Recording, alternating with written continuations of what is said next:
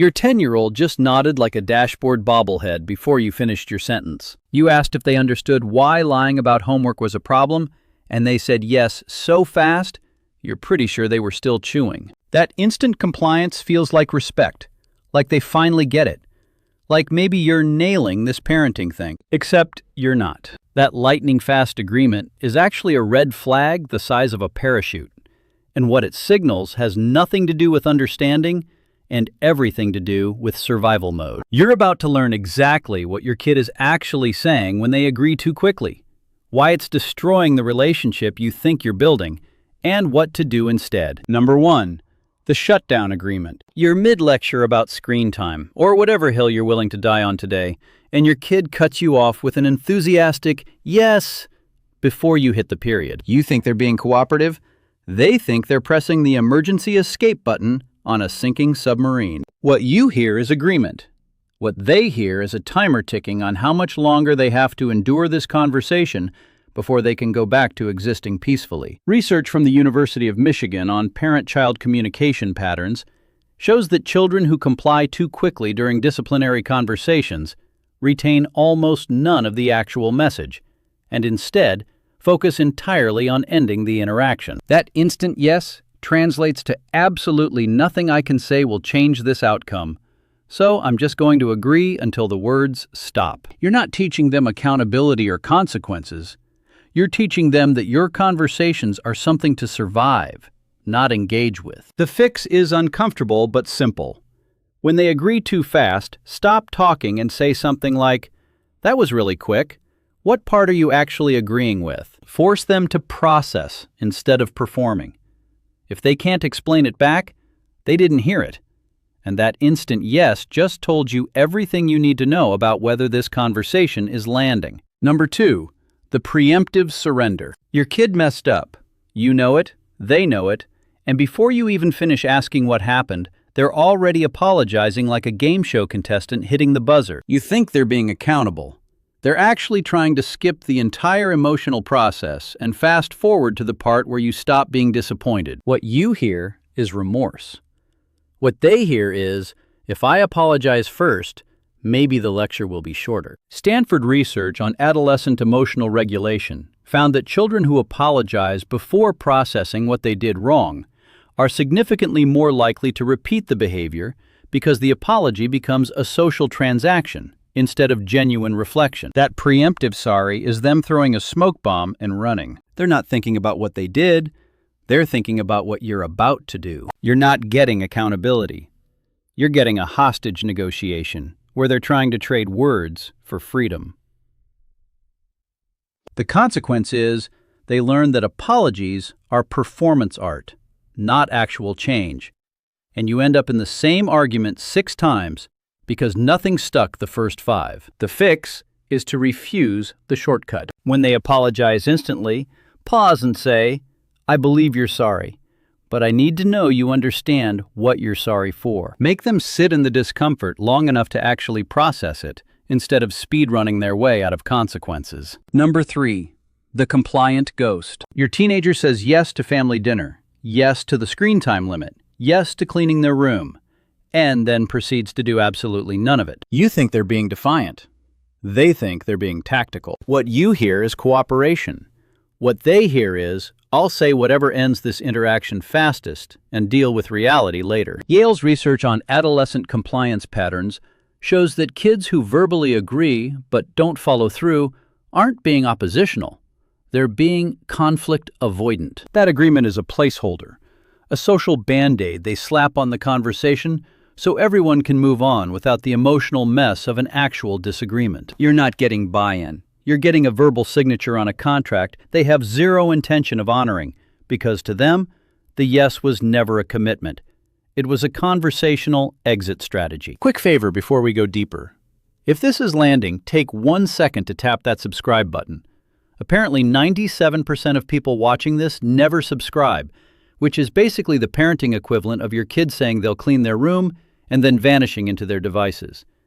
Don't be that person. The consequence is they learn that words are disposable and that managing your emotions matters more than their own integrity. The fix is to stop accepting verbal agreements as evidence of anything. When they say yes, add one follow-up question.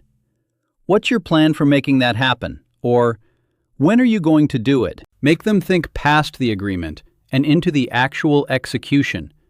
Because if they can't answer that, the yes was always a mirage. Number 4, the overloaded circuit. You're listing everything they did wrong, every consequence, every disappointed feeling, and your kid is nodding along like a dashboard ornament in a car going over speed bumps. You think they're absorbing it. They're actually drowning. What you hear is understanding. What they hear is static, white noise, the adult's talking sound from a Charlie Brown special. Research from Northwestern University on cognitive load in children shows that when kids are hit with multiple criticisms or lengthy explanations at once, their brains shift into shutdown mode, where they stop processing language and start waiting for silence. That rapid-fire agreement is them throwing up an emotional shield because their nervous system is maxed out and they can't handle one more word. You're not teaching them.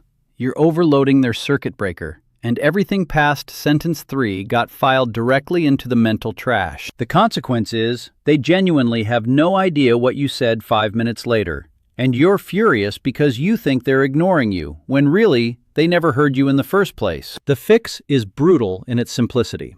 One issue per conversation. That's it. No stacking, no bonus rounds, no while we're on the subject add-ons. Say the thing, check for understanding, and stop talking. If they agree too fast, pause and ask them to repeat it back in their own words.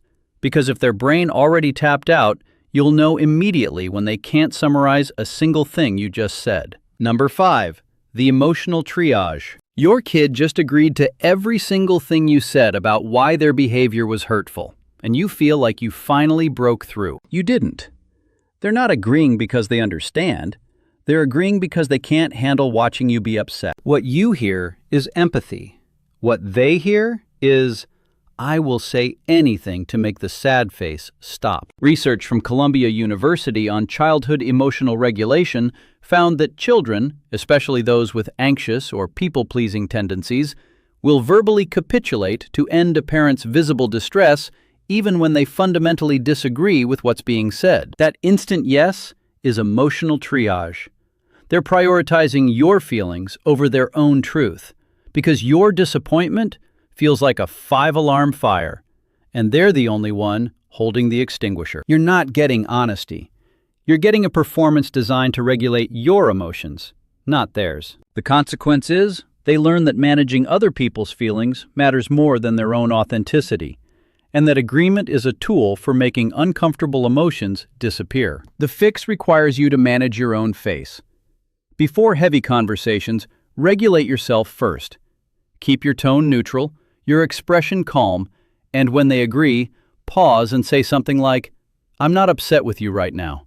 I just want to understand what you're thinking. Give them permission to disagree without it feeling like emotional arson. Number 6, the authority bypass. Your 8-year-old agrees with everything you say about respect and listening and following rules, and then turns around and does the exact opposite the second you're out of the room. You think they're being sneaky. They're being strategic. What you hear is compliance. What they hear is, I'll agree to your face, because disagreeing is dangerous, and then I'll do what I actually want when you're not looking. Harvard research on authority and child development shows that children who feel they can't safely disagree with a parent will create 2 versions of themselves: the compliant version for when you're watching, and the authentic version for when you're not. That instant yes is them choosing which version you get to see. You're not building respect. You're building a performance where obedience is a costume they wear in your presence and shed the second the audience leaves. The consequence is you raise a kid who gets really good at hiding instead of really good at thinking. And the teenage years become a masterclass in deception because they've been practicing since they were in elementary school. The fix is to make disagreements safe. When they agree too quickly, try this. You can tell me if you don't actually agree with this. I'd rather know what you really think. And then, critically, don't punish them when they're honest. If you blow up the first time they push back, you just taught them the instant yes was the right call all along. Number 7, the self-preservation reflex. You're talking about grades or friends or something that matters, and your teenager is nodding along with the enthusiasm of someone watching paint dry. You think they're being disrespectful. They're being self-protective. What you hear is indifference. What they hear is the less I engage, the faster this ends, and the less ammunition I give you. MIT research on adolescent communication strategies found that teenagers who feel interrogated or judged during conversations will minimize their responses to protect themselves from further criticism. That flat, quick agreement is them giving you nothing to work with, because every word they say feels like handing you a shovel to dig deeper into their life. You're not getting cooperation. You're getting a hostage situation where silence and compliance are the ransom they pay for freedom. The consequence is the relationship becomes transactional, where they calculate every word based on what will get you to leave them alone fastest. And the stuff that actually matters never gets said, because trust became a liability. The fix is to stop framing conversations as interrogations. Instead of leading with what they did wrong, try leading with curiosity. I noticed you've been quieter lately. What's going on? And when they give you the instant, I'm fine, don't accept it. Say, that was really fast. What are you actually fine about? Make space for the real answer instead of the efficient one. Number 8, the validation trap. Your kid agrees with your entire analysis of their social drama, your advice about handling conflict, your wisdom about life, and you feel like a parenting genius. You're not. They're just telling you what you want to hear because disagreeing feels like rejecting you. What you hear is respect for your experience. What they hear is if I validate your advice, you'll stop giving it. Cambridge research on parent-child feedback loops shows that children who feel their parents need to be right will agree performatively to preserve the parent's sense of competence, even when the advice is irrelevant or unhelpful. That enthusiastic yes is them protecting your ego, not absorbing your wisdom. You're not mentoring them. You're creating a dynamic where they manage your need to feel useful instead of actually using your input. The consequence is they stop coming to you with real problems because every conversation turns into a TED Talk, where you're the expert and they're the audience. And the role of supportive parent gets replaced with the role of advice vending machine they didn't ask for. The fix is to offer less and ask more. When they agree too quickly with your advice, pause and say, that's what I think. What do you think? And then, the hardest part, shut up and let them tell you their actual answer, even if it's not the one you wanted. Number 9, the long game. These instant agreements feel efficient in the moment, like you're getting somewhere, like the message is landing. You're not getting efficiency. You're getting avoidance dressed up as cooperation. And every quick yes is a brick in the wall between who your kid actually is and who they're willing to let you see. The relationship you think you're building with these conversations is not the relationship that actually exists. Psychology Today research on long-term parent-child relationships found that adults who describe feeling distant from their parents almost universally cite childhood patterns where agreement was prioritized over authenticity. Those fast yeses you're collecting now become the reason your adult kid calls twice a year out of obligation, instead of actually wanting to talk to you. You're teaching them that your comfort with their compliance matters more than their truth. And they're learning it so well that by the time they're 25, they won't even remember how to be honest with you, because the performance became permanent. The fix starts with letting conversations be messy and slow. When they agree too fast, name it. That felt too easy. What are you not saying? Give them room to push back, to disagree, to take their time processing instead of performing. The goal is not to win the conversation. The goal is to keep the relationship intact long enough that they still want to have conversations with you when they don't have to anymore. Number 10, the repair. If you're reading this and realizing you've been collecting instant agreements like participation trophies, you're not a bad parent. You're a normal parent who mistook compliance for connection because nobody taught you the difference. The fix is not complicated, but it is uncomfortable. Start noticing when they agree too fast and start calling it out gently. You said yes really quickly. Do you actually agree, or are you just trying to end this conversation? And then brace yourself, because the first time you give them permission to be honest, they might actually take it. And what comes out might not be what you want to hear. That's the point. You're not trying to get them to agree with you. You're trying to get them to trust you enough to disagree when it matters. The adults who call their parents regularly, who show up for holidays because they want to and not because they have to, who actually like spending time with their family, those people had parents who made it safe to say no. Slow down. Let them think. Let them push back. Let the conversation be real instead of efficient. The instant yes might feel like winning, but the long game is not about compliance. It's about whether they still want to talk to you when they finally don't have to.